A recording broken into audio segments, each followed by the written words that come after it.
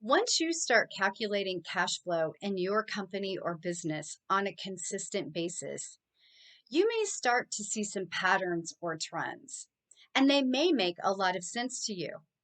But what happens if they don't? What happens if your cash flow looks like a roller coaster? What do you do then? Well, the first thing is that you really want to start understanding if what you're seeing is a timing issue or whether it's an indication that there are more permanent challenges in the cash flow. Let's talk about timing first. So, timing issues in a cash flow statement are somewhat dependent upon how often you're calculating your cash flow. If you're calculating it on a monthly basis, the odds are pretty good that you're going to see less variability than if you're calculated it on a weekly basis. Let me give you a really easy example of that.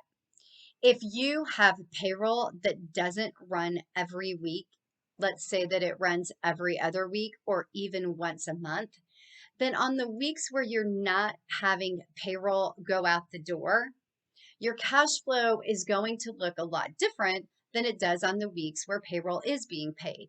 In fact, it's not uncommon for companies to have a positive cash flow on non-payroll weeks and a negative cash flow on payroll weeks.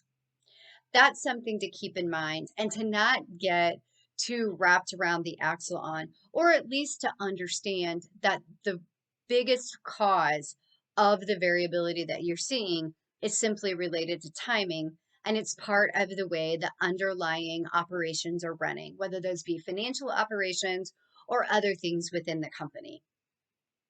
The other thing to consider from a timing perspective is if you have seasonality inside your business or outside your business, as the case may be. And what I mean by that is that we have a number of clients who have, let's say, 3 or 4 months out of the year that are much stronger than the remaining 8 to 9 months of the year. Now, what that means is that there is often a much higher revenue generation in those months, but it's also likely that there are higher expenses, whether those are related to inventory or payroll or utilities or fuel or any of those examples. Now, one of the things to think about from that perspective is that it's much harder to get a long trend line if you have seasonality. And you'll just want to make sure that you're comparing apples to apples when you're looking at different time frames in your cash flow cycle. On the permanent difference side, what we're really talking about there is if the business has been burdened, so to speak, with outflows that are eventually going to outpace the inflows. One of the reasons that this can happen is because even if you have a solid revenue base, the margins may be less than what they used to be. So the profit being generated from those revenues is declining. And at the same time, some of the fixed payments are remaining. And those fixed payments would be things that are not on the income statement. So they're a little less easy to see, which is why you're doing a cash flow analysis to start with. And that would be things like debt payments or required distributions to owners or investors. It could also be CapEx. That's particularly true with companies that are some sort of manufacturing or distribution that really rely on their equipment in a big way to generate the revenue. And that equipment has to be maintained and periodically replaced.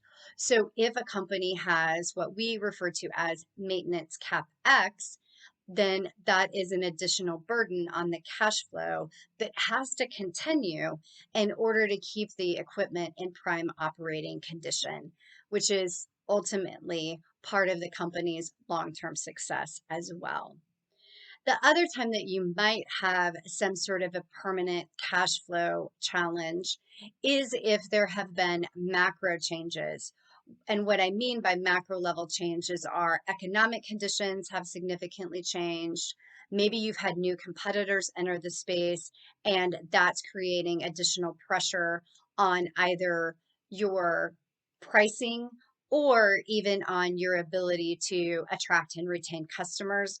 You may also see this if there's been some sort of a regulatory change in the industry that your company is working in.